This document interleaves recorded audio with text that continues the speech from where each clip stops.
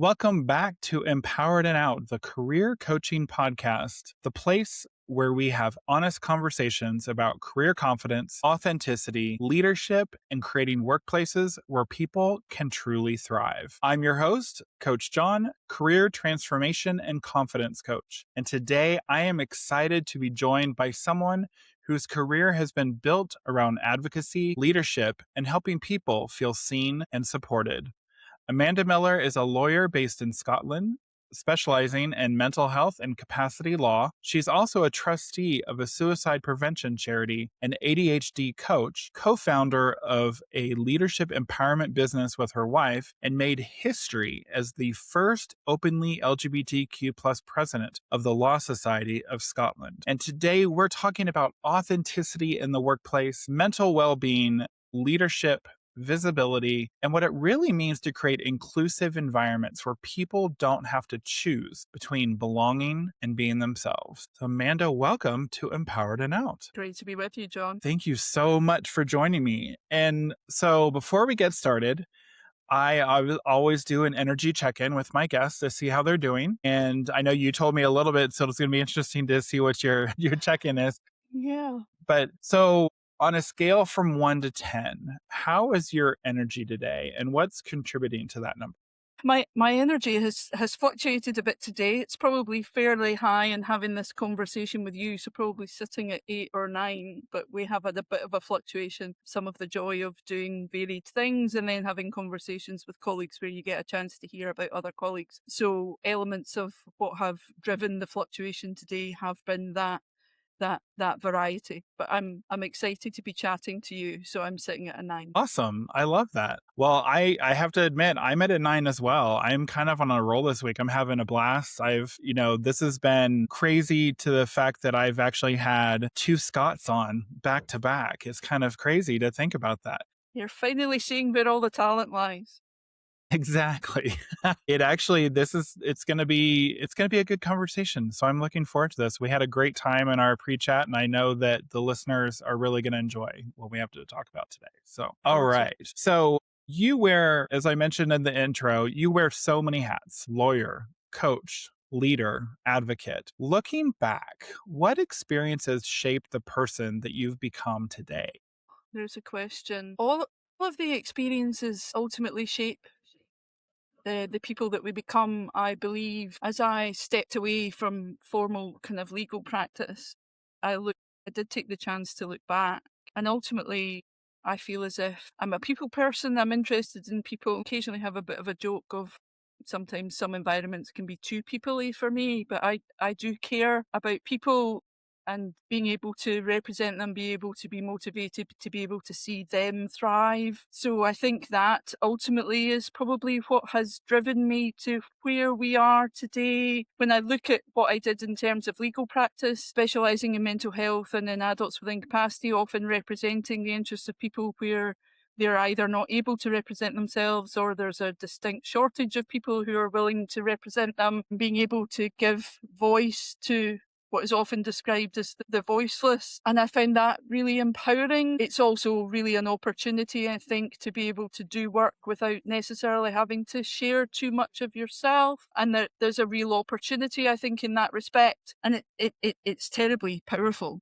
from my perspective, to come away having achieved positive outcomes for people or having seen people thrive or having heard them say that they feel seen. And I've been in a number of environments now where people say, it was great to have you here because now I feel seen. You'll make my life, my future will be easier. My career progression will be easier. All of those kind of things. Now, many of those conversations are quite sad in and of themselves, but I think they are also incredibly empowering because if people don't get to that point, how do we then move forward? How do we deliver improvement? How do we make progress? How do people feel seen, empowered, etc.? Many of us we go about our business in the hope of being able to make some positive change. That's my goal. That's my aspiration. And in many respects, I've had lots of experiences and I try to use all of them as learning experiences, as a way to develop, because we are all more than the sum of our parts. Makes the conversation hopefully more powerful, more impactful. It also adds value, I think, to the experiences that you've had that are maybe not the most positive, because we shouldn't undermine the possible opportunities that we take from the negative ones, because difficult experiences, we've had them. So if we've had them, then we need to learn from them, gain from them, hopefully avoid repetition. I'm a believer in we all make mistakes, none of us are perfect, and the goal is to try and avoid repeating them. I also try not to live with regret. Are there things I would do differently? Yes, but that's not necessarily the same as regret. The goal, I'm a believer in, and forgive me if I don't quote it correctly, but the equivalent of the Maya Angelou quote, you do the best you can with the information you have, and when you know better, you do better. And that comes from perpetual learning, from curiosity, from care, from interest, and from knowing that none of us know everything. So true. So true. Was there a particular moment when you realized that your voice could make a difference? Probably not at the time, because you become more reflective, I think, as you become more self-aware. If I look back, there are definitely times, and there are things when I look back that I had forgotten for quite a period of time, was in the and in fact this is a world organisation. I was a scout for a period of time. And then we had what we call a parliament for scouts and for guides, for ranger guides, and venture scouts, so for older scouts and guides. And I was the first female leader of that parliament. Nice. Yeah, and at the time I thought, I didn't really think anything of it, but I was also became involved with Rotary, another international organisation, but again, ended up being the youngest and the first female president of the Rotary Club that I was a member of. Very nice. Yeah, but those were things that I didn't necessarily think particularly much of. People put me forward. It was an opportunity to speak up, etc. And I felt as if I continued to be myself. When you look back, I'm not sure that I necessarily knew entirely what all of myself was then. So there was certainly something to consider, but there was a level of consistency about if things feel unfair, if things feel that they need to be said. And when those things are of merit to other people, I find it much easier to say things in the interests of others. And that's potentially why I ended up with the professional training that I did, brought up in an environment of you will go to university because there's an opportunity for a proper job, you'll have security, all of those kind of things. And there are many different conversations about whether or not that is true, and particularly these days, but that kind of thought process of we've worked very hard, therefore, the goal is for you to be better, do better. That's what parents want for their children. Generally, that's what evolution looks like, I think, in a positive sense. Didn't really know what I was going to do at university, felt that I was good with words, and so went down the legal career road, if you like, and then ended up in mental health, working with people who weren't able to speak for themselves in environments where things were really quite distressing, traumatic, and the opportunity to be able to bring something to that. So there's probably something in that in relation to the involvement and the support for others and the desire to see things be better for both for individuals and for wider society and for organisations. And that's probably where it has taken us to some extent down the road of running Buchanan Millar and setting up that kind of leadership consultancy and looking at those environments, because it was a case of being good, but also being good at school, going off doing something else. But I also remember when I was at school, there had been and at the time I wasn't particularly clear about what I was necessarily going to do. But I remember having a conversation with the head teacher, and I'm not particularly good with science. I've talked to you about being better with words. I might not be showing that just now, but I like words, not particularly maths or science oriented. And I remember having a conversation with my head teacher, and my recollection was that he suggested I should go off and become a biology teacher. And at the time I just thought, you're in rooms with people with authority, etc. That's okay. It's a little bit odd. And yet we also had one of these, they had a computer generated thing when I was at school about if you put in a certain set of characteristics, it would tell you what job you might be well suited for.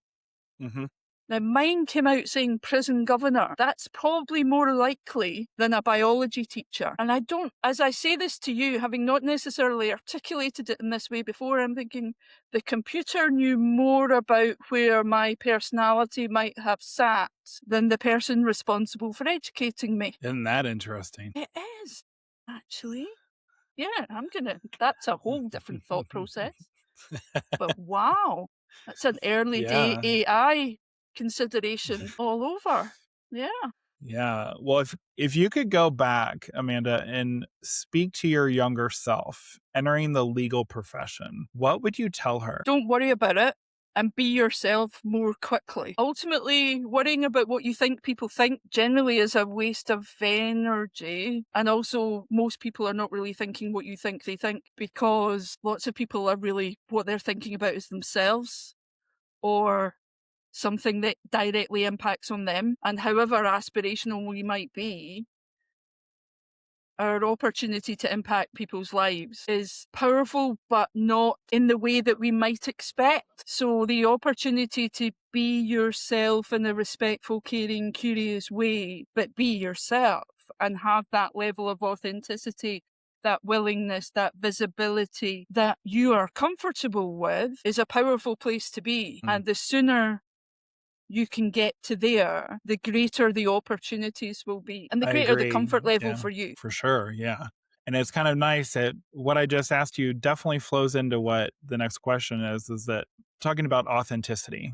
Mm. And I believe obviously being your authentic self is so important. Yep. And I feel that you strive more when you get to actually be your true authentic self. But so to ask you, what does being authentic at work actually mean to you? It's important, and I agree with you about the importance of it. I think it's important that people are able to be in an environment where the authenticity that they bring, the level of authenticity, the level of visibility that people are comfortable in bringing, works for them and works for an organization. We do live in an environment where many people feel that they cannot be their authentic selves. There are many people who put their lives at risk if they are their fully authentic selves in many parts of the world, and that cannot be underestimated. But for me, there's that element of what aligns with you. Where is your authentic alignment when you're coming to work? Because there are elements of our lives that may be different at the weekends, that may be different when we're out of our work environment. That doesn't mean that we are more authentic at the weekend than we are during the week. It just means that we might present in a slightly different way. You know, I'm standing chatting to you today in a t-shirt, shorts and socks, but I have been working today, and while I'm enjoying this conversation, you know, there is an element of work. Yeah. In my previous work environment, when I was a court solicitor and attending at tribunal, I would have gone to work in a suit, not a tie, but in a suit, a shirt, smart shoes, all of those kind of things. And I would have made sure, and I did in fact do it might not show, but I would have made sure I put comb through my hair, all of those kind of things. I'm not any less authentic today in a t-shirt and shorts than I was representing somebody at court in a suit and a blouse. So there are alignments depending on where you are and what your environment is. The challenge when people feel completely unable to be their authentic selves is, what is the issue with that environment that is preventing people to bring any level of authenticity? Because there will be some people who will have lives that they simply don't want to share, and their personality is such that when they go to work, they want to go to work and they want to say nothing other than what is work related. That isn't necessarily inauthentic. It's simply how their personality works for them. But the issue is when there is an environment that precludes people from being as comfortable as they could be, and therefore as productive as they could be, and as supported as they could be, and therefore in organisations as successful as they could be, that prevents all of that. And so people are not bringing their authentic selves, and therefore society is losing. Because if I think about the energy that I expended, and I'm pretty confident there are people in my community who probably expend even more energy than I have in the past, the energy I expended not to talk, not to say, and can you imagine me trying not to talk? But that level of anxiety, the energy that's involved in that, where could that have gone? Where could that have gotten me? Where could it have gotten the places where I worked? The people I worked with, what could they have learned? What could have been the curiosity? Could I have become more successful? Could I have gone off and done something else as well? Who knows?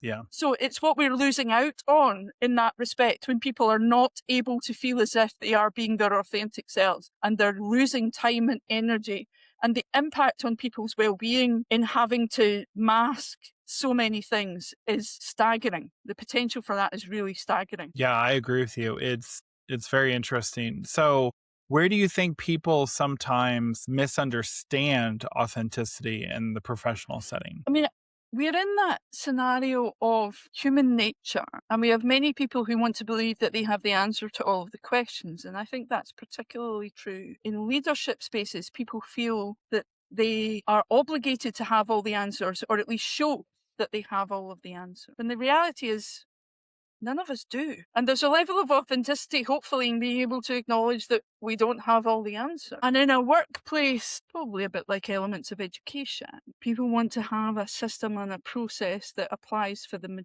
majority, or what people think the majority is. And part of that is that instinct of returning to recruiting, talking as if you are talking to somebody who looks and sounds like you. And people have that expectation of, well, I feel comfortable with the so-and-so from such and such a place. And then they give you another so-and-so from such and such a place. And then and you look round and you go, they all look and sound the same. And if I asked them which school they went to, they all went to the same school, and all of those kind of things. So we end up in a land of standardization, and that land of standardization takes us into the land of inefficiency and lack of productivity. But we also have many organizations who will say, well, we've set up an ERG and we have 12 and we are not paying for those ERGs to have any support to be able to do the things that help people learn about the difference that comes from each individual ERG. And we don't really want to sign up any of our executive leads to be able to do any of these things, because we want them to be doing, in my previous profession, we want them to be doing fee earning work, because that's how we pay our massive bonuses and do various other things and show that we're making a change in the world. Many organizations do. The organizations who do those things well are successful, and they're making money as well. Part of why they're doing that is because they understand that actually, for inclusion, for engagement with colleagues, proper curiosity, proper question, proper care ends up with greater productivity and greater level of understanding. But there is that element of, we've always done it this way, and therefore we want to continue to do it that way, and we don't really want to rock the boat, and please don't make it too hard, and please don't make us really think about it, because I'm very comfortable in my own little environment, and that's absolutely fine. But please don't think that you're going to make significant change or maximize your opportunity. If we want to make it about the individual who feels uncomfortable, you're missing out on maximizing your opportunity by being less inclusive, by being less open, by being of a mindset that was the one that you were born with that hasn't developed since then. Whereas if you do develop, if you do bring curiosity, the opportunities are immense, absolutely massive. But one of the other difficulties as well from an organisational perspective now is that we have many organisations who much of their business comes from government, comes from other massive big business, which is run by people who don't share that openness of mindset, and therefore businesses feel compelled to react to that rather than having a meaningful understanding of what their values are and then standing behind them. And that's part of the conversation and part of a number of the things that I try to work with people about. Understand what your values are, believe in them, be aligned with them. Yes, develop them. Absolutely. But understand the value of them, because people will see and they will walk or they will spend elsewhere if they see you flip your values depending on whoever spoke last at the latest press conference. Because with the fast-moving world that we live in, and it's probably always been fast-moving, but it just feels even more so at the moment, people see much more than they ever did. And so people are much more aware than they ever were. And that makes me wonder if people who are operating in ways where we've always worked this way, they feel threatened, and yet there is no reason for them to be threatened, because equality and equity is not about taking stuff away. It's about giving to people who are without. But the people who already have are not losing. And if it's done properly, they only gain. So true. All right, let's get into mental health. Obviously, this is something you're deeply passionate about. From your perspective, why is this conversation about mental health still so important, especially within the LGBTQ plus community? It's so important because people's overall well-being is of value to them, and it's of value to wider society. And all of these things are connected. And when people are perpetually being undermined, undervalued, underrepresented, it does have an emotional impact, and therefore it does impact on people's well-being. And the LGBTQ plus community at the moment, it's not under more attack than it's ever been, because before we had rights and opportunities, it probably wasn't under attack. It just wasn't supported at all. But since some rights and opportunities have been provided, there has been a goal of some to seek to roll those back and also undermine the opportunity to continue to progress with the delivery of equality. And that has an impact on the LGBTQ plus community. But it also has it has an impact on other marginalised groups. And the suggestion that some of our commentary at the moment is looking to protect the rights of a majority group that is undoubtedly still marginalised in women is definitely a challenge. And when people say we're looking to protect one group because it undermines the rights of another, that's a really challenging place for people to be, I think, because as soon as you start to undermine the rights and values of one marginalised group, well, which group is next? And then the group that follows that, and the group that follows that. And the evidence base for seeking to undermine the existence of one particular group with a proper justification simply doesn't exist. There are bad actors in every section of society, and to suggest otherwise is disingenuous.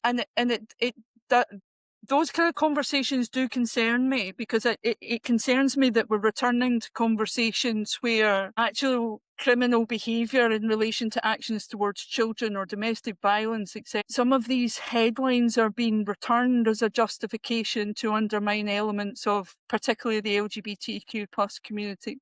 And there is no evidence base for that, but it's a convenient headline. And we live in a world where headlines last for seconds, but the impact is massive. And that's why well-being and people's mental well-being and people's mental health is incredibly important. But people still, I remember leading the legal profession during COVID, and we talked a lot about well-being, and particularly mental well-being, and people struggled with it, and they continue to struggle with it. And actually, one of the positives of COVID was people talking about the importance of mental well-being and being able to support people. But did we? I don't know. We definitely talk about it more.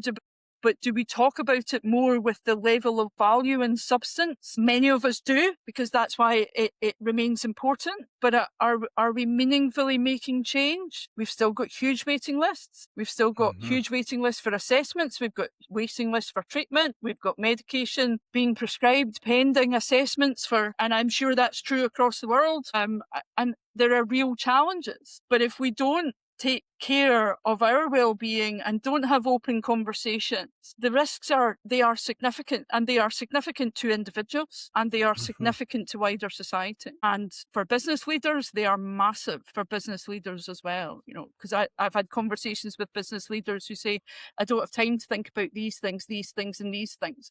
And one of them includes well-being. And I say to them, so why don't you have time for that? Because I've got people off sick, and I've got this happening, and I've got the next thing happening. And part of me kind of wants to say to them, and does start to say to them, can you see the challenge that actually making time for these things could improve these other things, and therefore improve your own well-being? Because you hear leaders becoming stressed, becoming overwhelmed. They're trying to deal with business as usual. They have to keep the lights on. They have to be able to continue to pay people's wages. Well-being impacts everybody. however wealthy or ready access you have to medical care, don't think that your mental health isn't at risk by being overwhelmed, by being overworked, by being perpetual stress and challenge. There are positive stresses and there are negative stresses, but the negative stresses do have impacts on people, physical and mental. And the challenge for me is that mental health still doesn't get the same level of care and attention as physical health does. And physical health isn't necessarily getting the same level of care and attention as it probably needs. So if you look at it in that way, had previously been mental health services, psychiatric services had previously been referred to by some as Cinderella services, and particularly certain elements of psychiatric services. But if they're a Cinderella service when the Gold Star service is under threat, then where's the where's the opportunity? And the cost is just verging on unquantifiable, both emotionally, societally, and financially. So massive. Wow. So how do you think leaders can create workplaces where people feel safe asking for support, especially those with mental health issues? Yeah. Leaders with a level of openness, with a level of curiosity, with a level of willingness to talk themselves. And that brings us back to some extent in relation to the visibility point. And I think there are visibility challenges for allies as well as for people from marginalised groups. The visibility of allyship is incredibly important and can be incredibly powerful. The opportunity to be curious and show that you care. And that doesn't necessarily have to take a lot of time. I know quite often leaders will say, I don't have time for this, because they see it as an add-on as opposed to a part of the role of being a leader in the engagement. So it is about genuinely showing that you care. And when you turn up, give it the time, give it the attention. And when you ask somebody how they're doing, actually wait for an answer. Don't just ask the question because it's the right thing to do. Because again, people see that completely. Yeah. It's so powerful for people to feel seen and heard and done well. It doesn't take a lot of time. It just takes not just intention is important.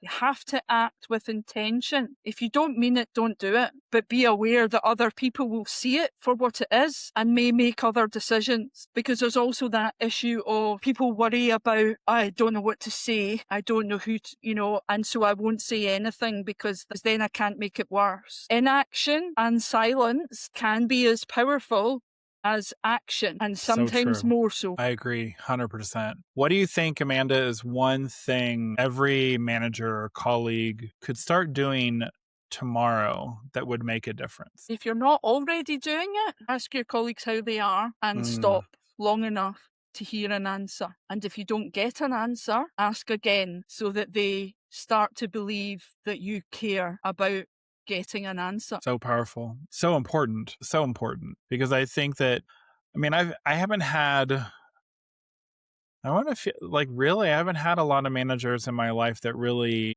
asked the question, how are you doing? How are things? And actually listened. It was kind of like they were forced to, we need to ask this question and then move on to whatever. Let's get started with the day, even though what if I had something bad happen and in my life, but they were like, okay, next, let's go. Like it was like they were checking a box. Okay, we checked in with John. He's good. All right, now go. When in reality, I could well have not been fine. Yeah, because the additional question for me in environments like that is, do those leaders think that by somebody being in the room, they're getting a return? Because there's a chance that that colleague is already checked out or isn't fully checked in. Yeah. Being present as in the room isn't the same as getting a return. Wow, that's a really good point. Yeah. So throughout your career, you've helped organizations think differently about inclusion and leadership. What do truly inclusive workplaces have in common? Care and a lack of belief, actually, that they have all the answers at the top. That they have a belief that the whole organization might have all the answers, but it takes everybody to be part of that conversation. And there's probably less ego. I can see that. Yeah. What do you see as something organizations often get wrong about inclusion? They have a set of policies, but they don't really know what they mean or how to apply them, because policies are a bit like having an ERG without funding and engagement. They're there because the law says that you should, and I'm not going to stand here or sit here and say that's not a good thing, because some people need processes to be able to guide them to act in particular ways. Mm-hmm. But the people who are doing it well regardless of whether the policies are there or not. And that's about having the broader conversations. And that's how people are getting it wrong, because the people who get it wrong are saying, the law says this is the minimum I need to do, so that's what I'm going to do. And then they wonder why people make different choices. Yeah. How do you think leaders move beyond policies and actually build cultures of belonging? See, for me, we've had a great conversation. And what we're having is a conversation. And communication is so important. The world is moving on. Technology has moved on. All sorts of things have moved on. But when you're working with people, communication is important. Technology helps us communicate in different ways. You and I are on opposite sides of the world, but we're able to have this conversation. So organizations are getting it wrong. They're not communicating particularly effectively, and they're not listening. And whether that's listening or communicating through a variety of formats, because people communicate in different ways, and that's as important. And understanding that, that's why we have different forms of paperwork being produced and all of those kind of things. But the humanity of it all, in amongst all the AI and the tech and the development and that's where the change happens. That's where the care happens. That's where the delivery happens. Because AI didn't happen by itself. It needed support in order to, and it has undoubtedly changed a whole lot of things, and it will continue to do that. And we have to evolve with it. But we need to not lose our humanity in the process. So true. Yeah, so true. That's why I always say, especially with AI, it's like we can use it as a tool, but in the end, it's not the end all. You still have to have your own voice. It's what I teach with my coaching. It's your voice. Use AI to tweak it to make it sound maybe a little bit stronger or to showcase your values or whatever it might be. But I think trying to think that, AI is completely 100% the answer. No, it's not. No, because it's still, if you're the one sending it out, you have to believe it. Exactly. 100%. So yes, it can help you frame it and potentially do some things a lot more efficiently that we didn't like to do before. It's a bit like previous revolution. We didn't have dishwashers and washing machines and fridges and all of those kind of things. Agricultural revolution, we didn't have combine harvesters and tractors, and the world evolves. But part of why it evolves is with the talent and the broad talent of what humanity brings and can offer. Try and put us all in the same box, it becomes a problem. So every LGBTQ plus person has their own relationship with being out at work. What advice would you give someone who's trying to decide how much of themselves they want to share professionally? You have to be comfortable with it. You have to be comfortable as much as you can be with yourself, and be comfortable with the response that you might receive. And all of that's really challenging, I think. And I remember when I was standing to become president of the Law Society, and I did have that consideration of, won't I? And it was fairly common knowledge, and would I have that conversation? I also remember much, much earlier in my life having a conversation and being told that the prospect of my life might be not quite over, although the language was pretty stark in that respect. And I also remember having a conversation with professional colleagues who said, I am happy to support you. Do you need me to speak to other people? And I'm thinking, no, I don't need you to do that, because actually, I don't need somebody else outing me. I had that joy at university. And all of those things are a challenge, but you have to be in a position and get to a place, I think, where you're comfortable with yourself, to the point where you have built, and resilience at the moment is one of my least favourite words, because people have an expectation now of people to be resilient. Just bounce back, it'll all be fine. But you have to have, in my experience, and this is based on my experience, you have to have a level of strength and self-confidence to be able to deal with whatever might come out and understand, or whatever reaction you might encounter. Now, there are a range of solutions if you receive particular types of encounters, and the law is there designed to be able to do certain of those things. But you can't undo the feeling and the consequence, the emotional consequence of that. And so there has to be a level of clarity for you and comfort for you to be able to do that. I remember I gave a speech. I was in an event, it was a few years ago now, about women in law, 100 years of women in law. And there were some really eminent women sitting on the panel, and they put me on the panel with them. And I thought, oh. And I spent most of that day going, I have no idea what I'm going to say. I've got no idea what I'm going to say. And I felt quite sick. And I have a level of life experience that takes me beyond being a member of the LGBTQ plus community. But I remember giving a talk about being involved in a road accident, life circumstances and various other things, and elements of me being a member of the LGBTQ plus community. And actually used the phrase I used with you earlier, that we're all more than the sum of our parts. And two young it was a women in law event, two young lawyers came up to me afterwards and said, thank you so much for saying what you said, because you will make our lives easier. Now, these were powerful, in my view, powerful, confident, well-trained, working in big firms, individuals who felt that somebody like me saying something quite candidly, and this is the power sometimes of lived experience and sharing it, and ability to storytell and share, that was going to make their lives easier. Now, when you get to certain positions like the one I was in that day, that's a powerful place to be in. And it's really empowering and rewarding to hear somebody come and say that. That's not why I did it. But if it has that kind of impact, but you have to be comfortable that you're going to say something, that you are in a place where you feel able to say it.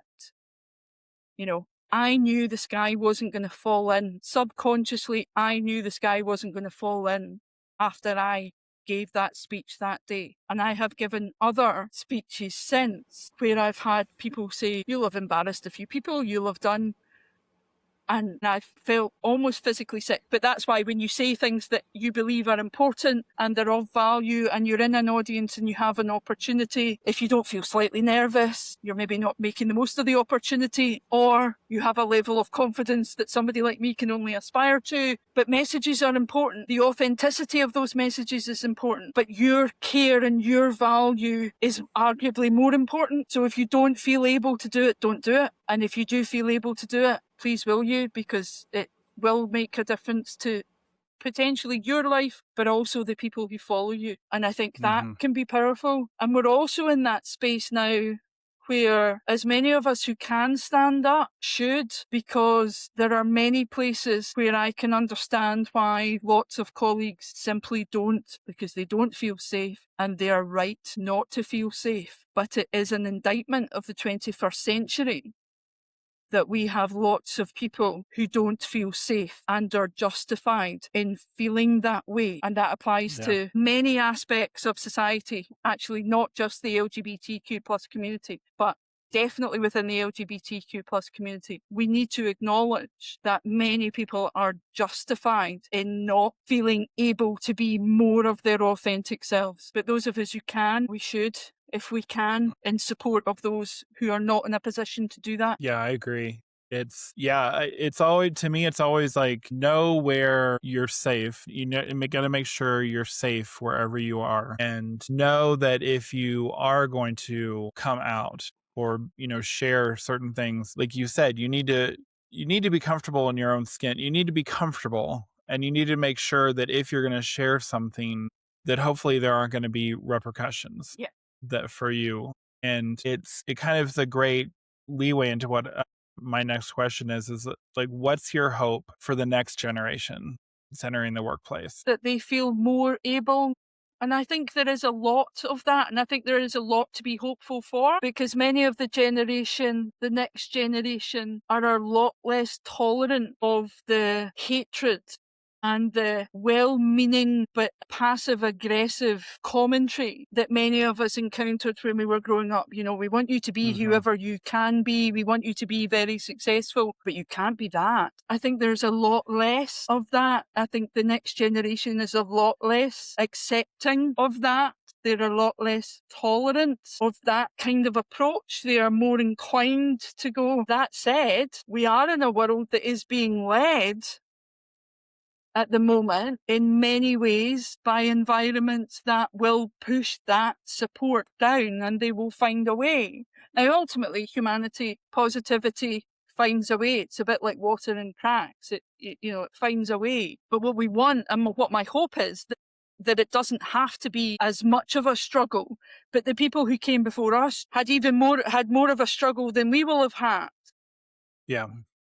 But in particular, I think, and I've alluded to it earlier, one of our most marginalised communities at the moment, colleagues need to step up as much as we can in their interest, because this idea that they can be offset one against another, against a different group is really quite disconcerting. And certainly in many of the Pride marches that I've been on in the course of this year, and I've certainly tried to go to more, I've got another 2 to get to this year, I have been invigorated by the positivity and the volume of them, which I think is really powerful, because it shows that people are stepping up, allies are stepping up, the communities are stepping up to say no, and we are happy to be out and having these conversations and be in this space. Probably more so than earlier in my life, and I think that's a positive, and my hope that continues. And in the long run, John, my hope would be that we don't need the protest, except it has a way to go, because we are in the land at the moment where rights for many marginalised groups are being rolled back. And so it is important that we continue to stand up. But my hope, as I say, for the next generation is that it won't be as hard for them. But as I say, I think they are less tolerant of being diminished than perhaps the generation before them, where there were elements of, well, if somebody in authority says it, then it must be true. I think there is less of that now. Yeah, they question a lot more. They do. And I mean, at first I didn't know how to really understand the generation, because they're so different from how, we were. And so, but yeah, they question. They're like, why is this?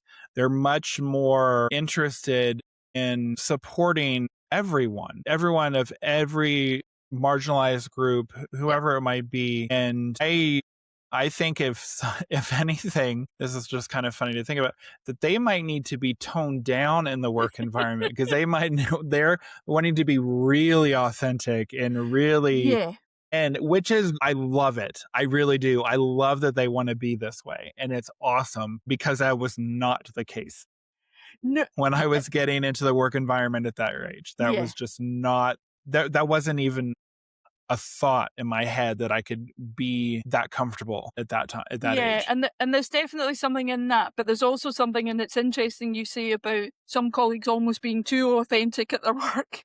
If there is such a thing, because their individual profiles, and to some extent, actually, that might be an element of what I was talking about earlier, where people were used to having things a certain way, and so they would recruit in their own image and all of those kind of things. But we now potentially have colleagues at the other end of that spectrum of my way is the only, but with the same analysis of my way is the only way.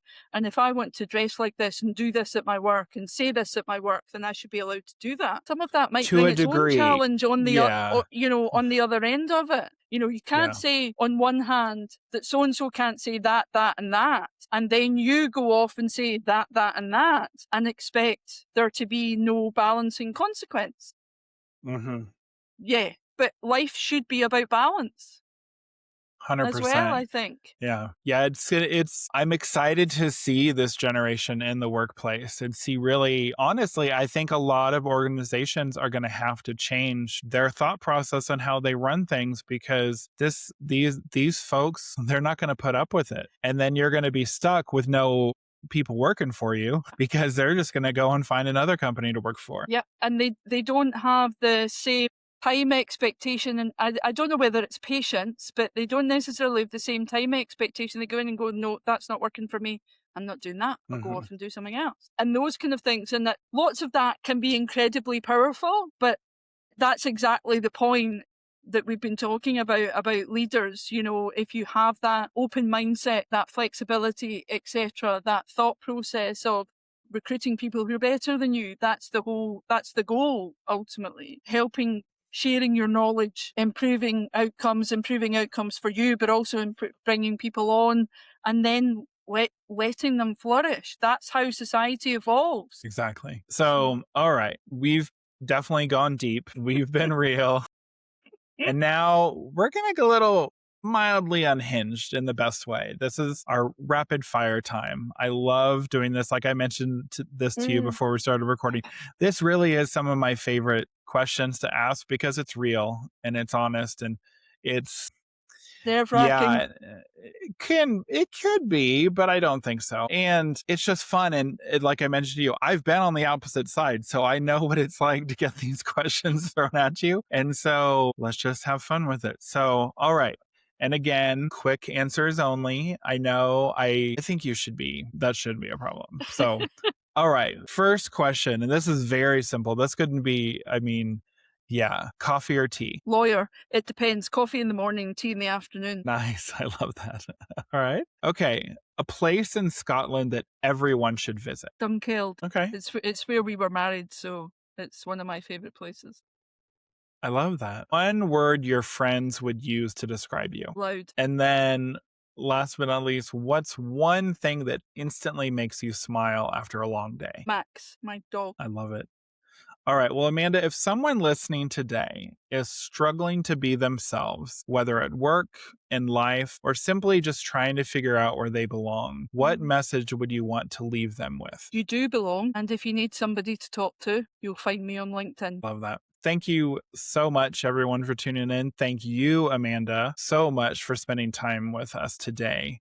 I Such a really pleasure. appreciate, your thoughtful perspective and the work you're doing to help people build workplaces that value authenticity, compassion, and of course, inclusion. I know our listeners are going to walk away with plenty to reflect on and hopefully a little bit more confidence to show up as themselves. Thank you again for joining us. I really do appreciate it. And listeners, if today's conversation resonated with you, I would love for you to help us continue these important discussions. Please subscribe to Empowered and Out, the Career Coaching Podcast, wherever you listen to podcasts. Leave a review. I do actually read the review, so feel free to read a review and share this episode with someone who could benefit from hearing Amanda's story. And if you're feeling stuck, questioning your next career move, or struggling to show up confidently at work, I would love to support you. Through my Empowered Career Transformation Program, I help professionals move from career confusion and self-doubt to clarity, confidence, and aligned action. You can learn more and schedule a complimentary career clarity call and subscribe to the Empowered Career Note newsletter through the links in the show notes. Until next time, remember, your career should never require you to hide who you are. Build a career where your talent, your purpose, and your authentic self can thrive. Thank you for listening. I will see you in the next episode.